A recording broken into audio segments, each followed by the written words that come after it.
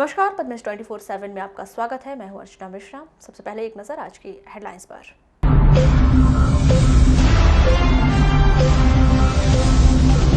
बुढ़िया गांव के जंगल के नाले में अज्ञात व्यक्ति का मिला शव। 20 दिसंबर से शुरू हो जाएगी पूरे जिले में धान खरीदी। सोमवार से भटेरा रोड में हटेगा अतिक्रमण, कलेक्टर एसपी ने किया निरीक्षण। नो एंट्री का बदला समय, हुई कार्यवाही, यातायात विभाग ने नो एंट्री पर दिखाई शक्ति। छात्रावास में कार्यरत अंशकालिक श्रमिकों ने खोला मोर्चा, मांगे ना पूरी होने पर आंदोलन की दी चेतावनी। सिकल सेल एनीमिया के मरीजों की संख्या में हो रहा इजाफा। मौसम में आया अचानक बदलाव, जिले के विभिन्न क्षेत्रों में हुई हल्की बारिश। और हॉकी का रोमांच बरकरार, मुंबई, पुणे और राजनांदगांव ने दर्ज की जीत। और अब खबरें विस्तार से। रविवार को कलेक्टर दीपक आर्य, पुलिस अधीक्षक अभिषेक तिवारी ने भटेरा रोड का अतिक्रमण हटाए जाने से पूर्व निरीक्षण किया। कलेक्टर दीपक आर्य ने बताया कि भटेरा रोड में बस और भारी वाहन का बहुत अधिक आवागमन रहता है। इसे देखते हुए इस रोड पर यातायात की व्यवस्था सुचारू करना बहुत अधिक जरूरी है। इसके लिए सबसे पहले अतिक्रमण हटाने की मुहिम चलाई जा रही है, जो सोमवार से शुरू हो जाएगी।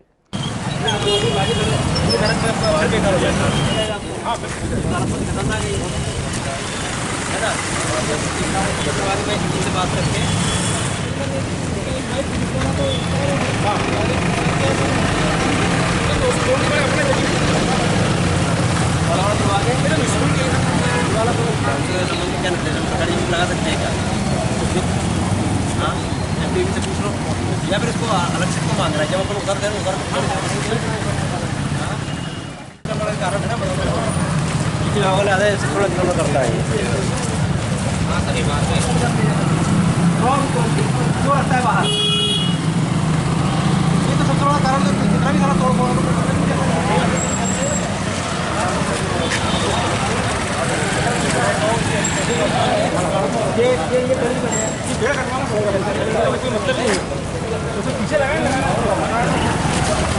सर्वविदित है कि रोड पे अतिक्रमण बहुत ज़्यादा है इस रोड के ऊपर, जिस कारण से दुखद घटना भी समय में हुई। एक महिला शिक्षिका की मृत्यु उस दुर्घटना में हुई। इस कारण से ये काफ़ी दिनों से प्रस्तावित था और अब यह निर्णय लिया गया है कि ये जो जगह है इसको अतिक्रमण मुक्त करवाया जाएगा, क्योंकि चूँकि यहाँ से बसेज बहुत सारी चलती हैं।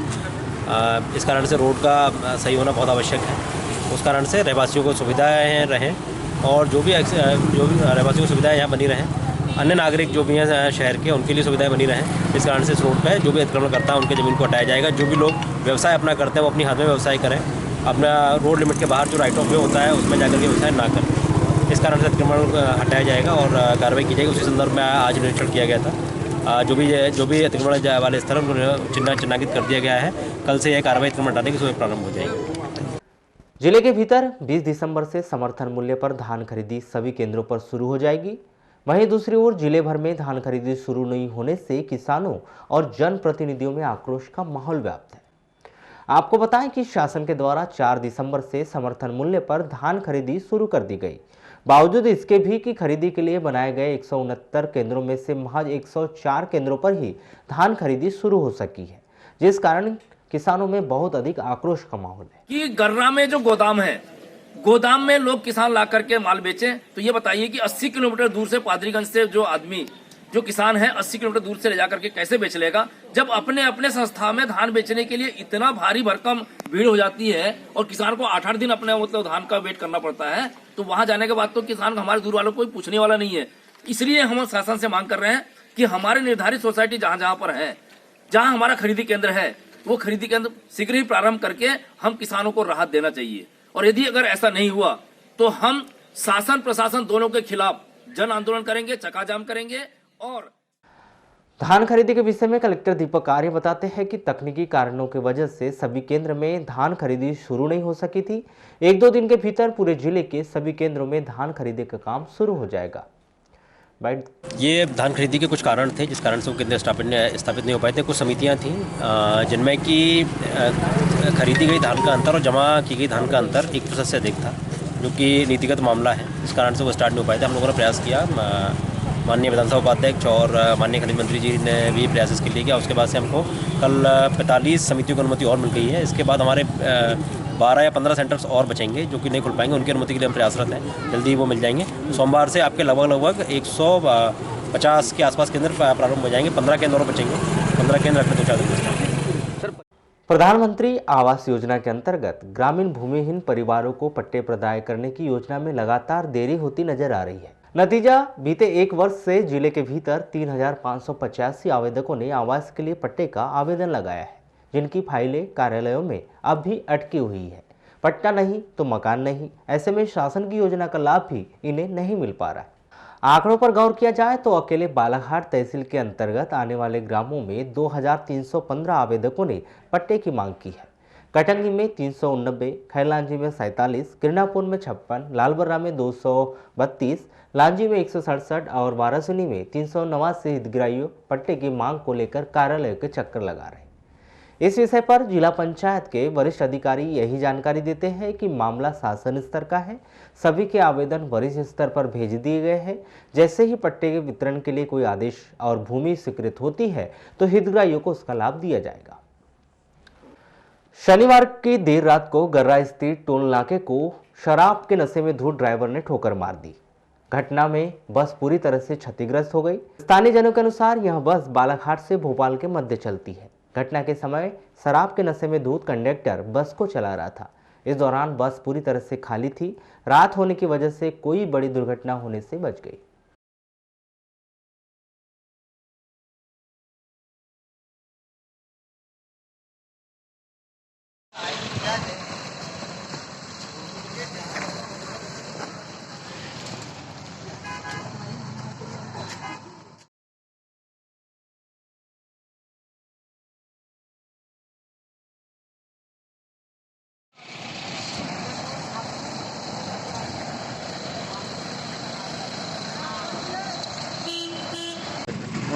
शराब और किसी चलाते रहे ड्राइवर गाड़ी कंडक्टर कर रहा था बोल नहीं किसी को नुकसान बालाघाट जा रही थी नहीं किसी को। हाँ ड्राइवर नशे में सोया हुआ था, जो कंडक्टर चला रहा था। यातायात विभाग ने नो एंट्री के समय शहर के भीतर चल रहे 4 वाहनों पर जुर्माने की कार्रवाई की। यातायात विभाग के सब इंस्पेक्टर विजय कुमार देवड़ा ने बताया कि वरिष्ठ अधिकारियों के निर्देश के अनुसार नो एंट्री के समय में बदलाव किया गया है। इससे नो एंट्री के समय 4 वाहन शहर के भीतर आवागमन कर रहे थे, जिन पर जुर्माने की कार्रवाई की गई है।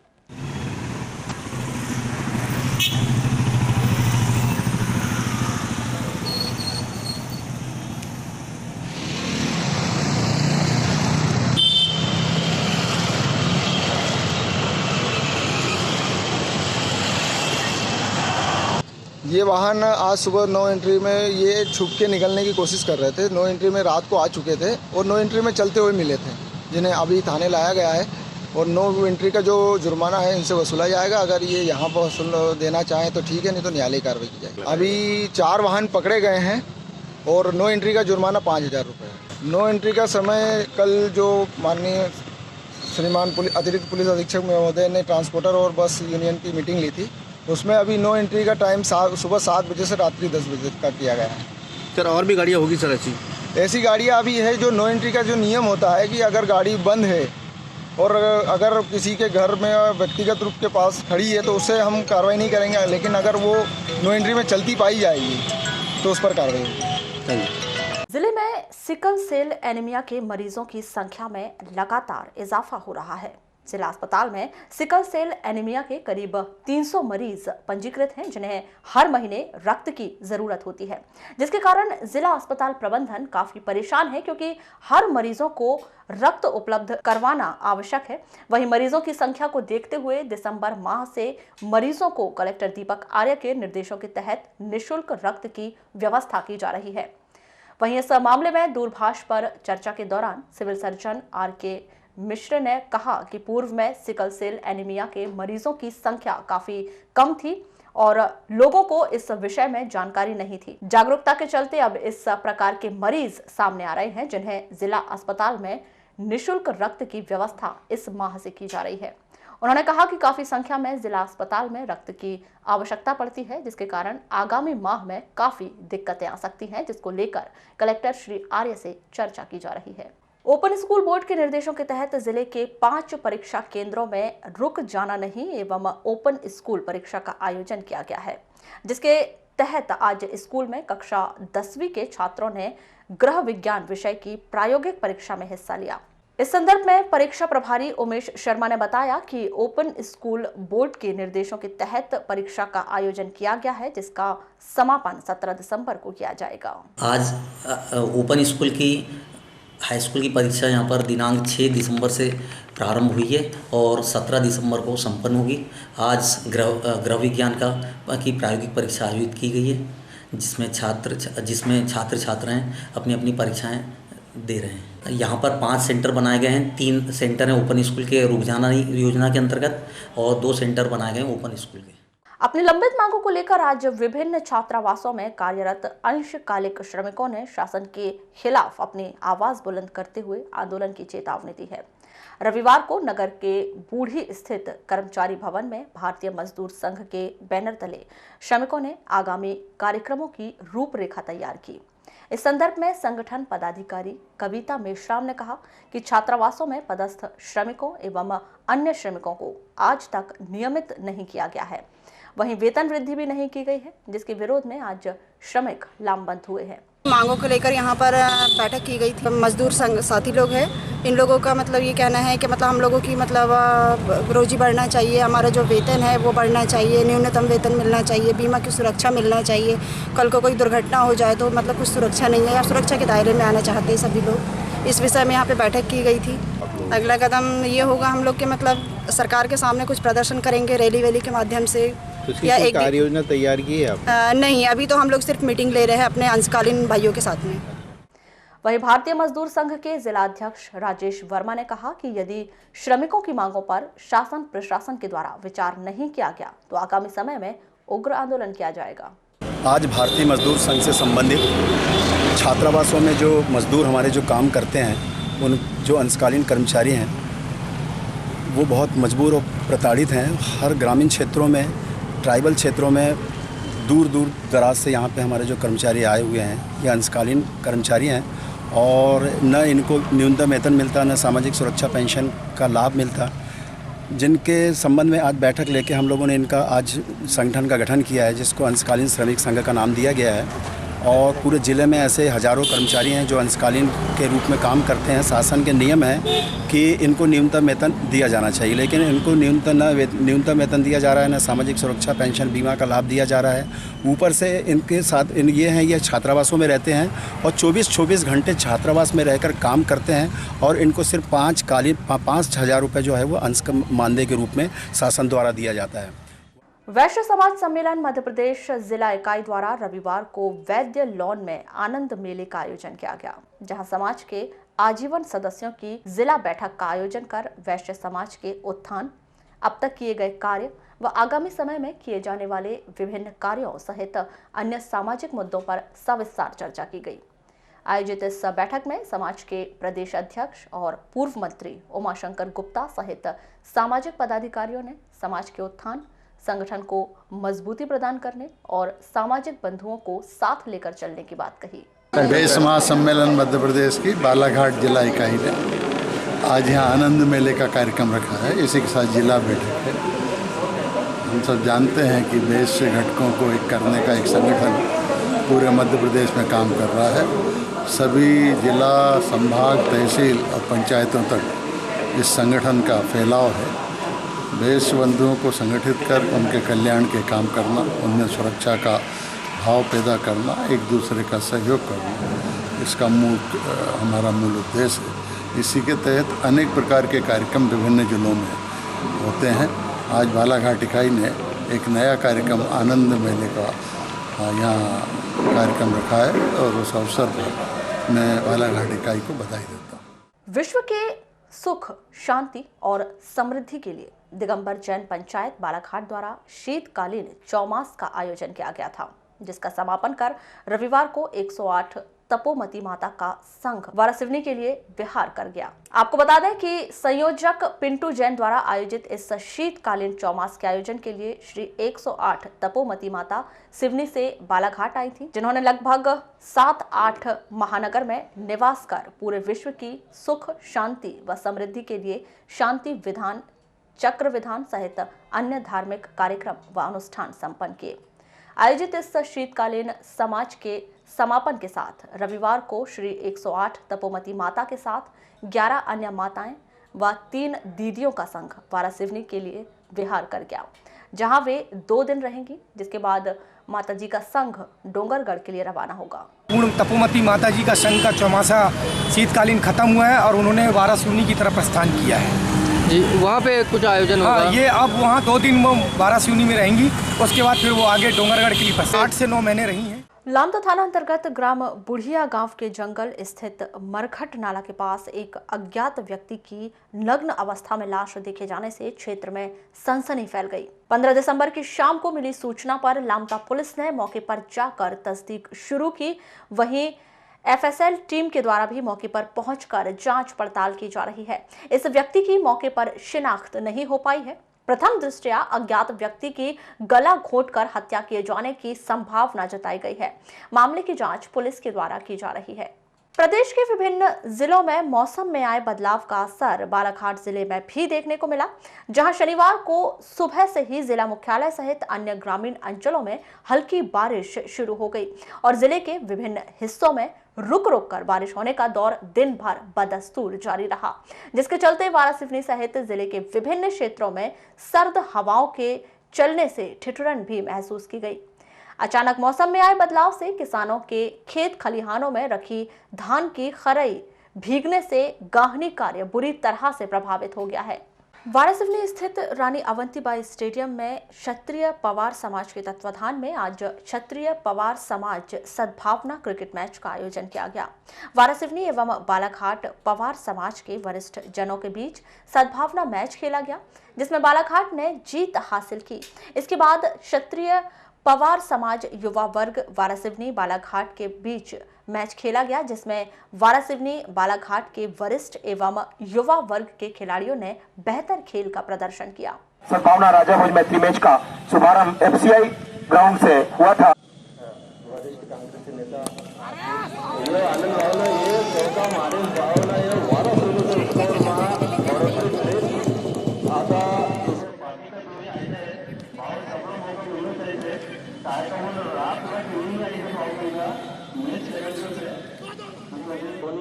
समजमा असे कोणी समजमा नाही आहो कवारी ते कसे कसे ती का भाई हिंदी मैच कमेंट्री करो तो आता जैसे पंचों की ओर से वारासिवनी वर्सेस बालाघाट मैत्री मैच, जिसमें एक सीनियरों का भी मैच रखा गया है, जिसमें गौरव भैया, निरंजन भैया, छगन भैया और बालाघाट से भी आतिथ्य में आए हुए खिलाड़ी, उनका क्रिकेट मैच का आयोजन किया गया, जिसका पहली इनिंग में जूनियर्स ने खेला और बीच में जो मैच खेला गया वो सीनियर्स के बीच में खेला गया, जिसमें बालाघाट विजेता रही। जी, मैत्री मैच में मैत्री मैच। आयोजन का उद्देश्य क्या था? आयोजन का उद्देश्य यही था कि पवार समाज की ओर से एक मैसेज जाए कि समाज के खेल खिलाड़ी की भावना बढ़े। जनपद पंचायत वारासिवनी के अंतर्गत ग्राम पंचायत सावंगी के ग्रामीणों को पीने का पानी के लिए भारी दिक्कतों का सामना करना पड़ रहा है, जिसमें मात्र 100 से 150 फीट के पाइपलाइन लगने से पूरे गांव को नल जल योजना के तहत पानी मिल सकता है, लेकिन रेलवे विभाग के द्वारा पाइप लगाने की अनुमति न देने के कारण ग्रामीणों को पीने का पानी गांव से करीब 2 किलोमीटर दूर से पीने का पानी लाना पड़ रहा है, जिसके कारण ग्रामीण जनों में बेहद आक्रोश है। आपको बता दें कि सावंगी रेलवे क्रॉसिंग के नीचे से छोटी नहर गुजरी है, जिसमें कटंगझरी तालाब का पानी कृषि की भूमि के सिंचाई के लिए आता है और ग्राम में कहीं भी बोर सक्सेस न होने के कारण ग्राम पंचायत भवन के पीछे पानी टंकी का निर्माण करवाया गया है, ताकि ग्रामवासियों को पीने का शुद्ध पानी मिल सके। जिसके लिए ग्राम में पाइपलाइन का विस्तार कर दिया गया है, लेकिन रेलवे क्रॉसिंग की छोटी नहर से रेलवे विभाग द्वारा पाइप लगाने की अनुमति नहीं दी जा रही है, जिसके कारण ग्राम के सभी ग्रामीणों को पीने के पानी के लिए परेशान होना पड़ रहा है और पानी लाने सफर करना पड़ रहा है। इस पूरे मामले को लेकर की गई चर्चा के दौरान ग्रामीणों ने बताया कि रेलवे की परमिशन न मिलने के चलते ये पीने के पानी के लिए भी मोहताज हो रहे हैं। जो आ रही पाइप क्रॉस करने में लगभग 100 से 125 फीट का मामला है इसमें। जी हाँ, पीएचई विभाग ने पूरा पाइपलाइन को गांव में बिछा दिया है और उनका कहना है कि अगर यहाँ से पाइप क्रॉस हो जाता है पानी तो हम तुरंत में यहाँ से डायरेक्ट पानी सप्लाई करके गाँव में वितरण किया जा सकता है। मतलब रेलवे के ऊपर से तो कुछ नहीं है, रेलवे की संपत्ति को छेड़ना भी नहीं है अपने को। रेलवे ऑलरेडी अगर हमको दिक्कत जब मानते गांव वाले को कि अगर हम कोई खुदाई करके अगर पाइप लेके जाते तो मानते कि समस्या बन रही है। ऑलरेडी वहाँ ऐसा पोर्च बना हुआ है कि वहाँ से पाइप क्रॉस हो सकता है। और पानी को लेकर देखो, हमारे सामूहिक ग्राम में काफ़ी समय से बोलना चाहिए, काफ़ी सालों से मीठे पानी की बहुत परेशानी है और सारा गाँव मीठे पानी के लिए गाँव के बाहर रेलवे क्रॉस करके बाहर जाना पड़ता है और मीठे पानी की व्यवस्था वही गाँव के बाहर है। तो वहीं सारे बच्चे लोग और लेडीज लोग काफ़ी दूर से चलकर पानी लेने गांव के बाहर जाते हैं और मीठे पानी की बहुत परेशानी है। इसके चलते क्या रेलवे क्रॉसिंग आती है और उसमें से जो अभी पानी टंकी वर्तमान में निर्मित हुई है तो उसकी पाइपलाइन जो जाएंगी हमारे आने की डिस्ट्रीब्यूट होने के लिए, तो उसमें जो रेलवे से परमिशन नहीं मिल पा रही है कि पाइपलाइन को वहाँ पे स्थापित करने के लिए। शहर की यातायात व्यवस्था को सुचारू बनाए रखने व ट्रैफिक नियमों का ज्ञान कराने के लिए नगर में 3 वर्ष पूर्व 5 जगहों पर ट्रैफिक सिग्नल लगाए जाने का प्रस्ताव नगर पालिका द्वारा पारित किया गया था, जिसमें से 57 लाख रुपए की लागत से अब तक महज 2 स्थानों पर ही ट्रैफिक सिग्नल लग पाए हैं, जो पिछले 4 दिनों से बंद पड़े हैं, जिन्हें सुधारने की जहमत अब तक नगर पालिका द्वारा नहीं उठाई गई है। जबकि अन्य 3 स्थानों पर ट्रैफिक सिग्नल लगाने को लेकर अब तक कवायद शुरू नहीं की गई है। काली पुतली चौक और हनुमान चौक में लगाए गए ट्रैफिक सिग्नल आए दिन बंद हो जाते हैं, जिसके चलते इन चौक से आवागमन करने वालों को भारी दिक्कतों का सामना करना पड़ता है। इसी बीच काली पुतली चौक और नगर के हनुमान चौक में 57 लाख की लागत से ट्रैफिक सिग्नल लगाए गए थे, जो गुरुवार से बंद पड़े हुए हैं। साथ ही दोनों ही प्रमुख चौराहों पर मवेशियों का झुंड धमाचौकड़ी मचाते नजर आ रहे हैं, जिससे आवागमन करने वाले लोगों को शाम के वक्त भारी परेशानियों का सामना करना पड़ रहा है। इस दौरान एक भी पुलिस या यातायात कर्मी का सिग्नल पर उपस्थित न होना जिम्मेदार अधिकारियों की उदासीनता को दर्शाता है। वहीं नगर पालिका के गैर जिम्मेदाराना रवैये को प्रदर्शित करता है। वहीं इस पूरे मामले के संदर्भ में दूरभाष पर की गई चर्चा के दौरान मुख्य नगर पालिका अधिकारी दिनेश वाघमारे ने बताया कि ट्रैफिक सिग्नल बंद होने का यह मामला उनके संज्ञान में है। आगामी 3-4 दिनों में ट्रैफिक सिग्नल दुरुस्त कर दिए जाएंगे। 43वीं नारायण सिंह अखिल भारतीय स्वर्ण कप हॉकी प्रतियोगिता में आज चौथे दिन 3 मैच खेले गए, जबकि मौसम खराब होने से धीमी रोशनी के कारण चौथा मैच नहीं खेला जा सका। चौथे दिन खेले गए 3 मैच में मुंबई, पुणे और राजनांदगांव ने अपनी प्रतिद्वंदी टीमों को हराकर प्रतियोगिता के अगले चक्र में प्रवेश किया। इस राष्ट्रीय स्तरीय प्रतियोगिता के रोमांच को लेकर मैदान में दर्शकों की खासी भीड़ नजर आई। ब्लैक में से सहयोग मिलता है और ये विधिवत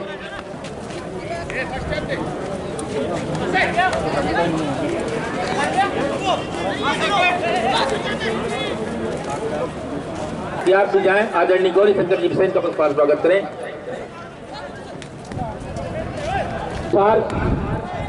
मानकर जी आप मंच पे आए और हमारी युवा नेता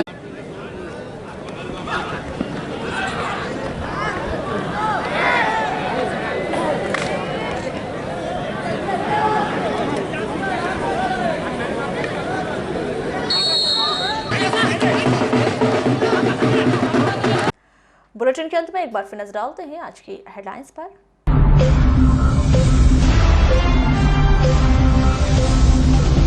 बुढ़िया गांव के जंगल के नाले में अज्ञात व्यक्ति का मिला शव। 20 दिसंबर से शुरू हो जाएगी पूरे जिले में धान खरीदी। सोमवार से भटेरा रोड में हटेगा अतिक्रमण, कलेक्टर एसपी ने किया निरीक्षण। नो एंट्री का बदला समय, हुई कार्यवाही, यातायात विभाग ने नो एंट्री पर दिखाई शक्ति। छात्रावास में कार्यरत अंशकालिक श्रमिकों ने खोला मोर्चा, मांगे न पूरी होने पर आंदोलन की दी चेतावनी। सिकल सेल एनीमिया के मरीजों की संख्या में हो रहा इजाफा। मौसम में आया अचानक बदलाव, जिले के विभिन्न क्षेत्रों में हुई हल्की बारिश। और हॉकी का रोमांच बरकरार, मुंबई, पुणे और राजनांदगांव ने दर्ज की जीत।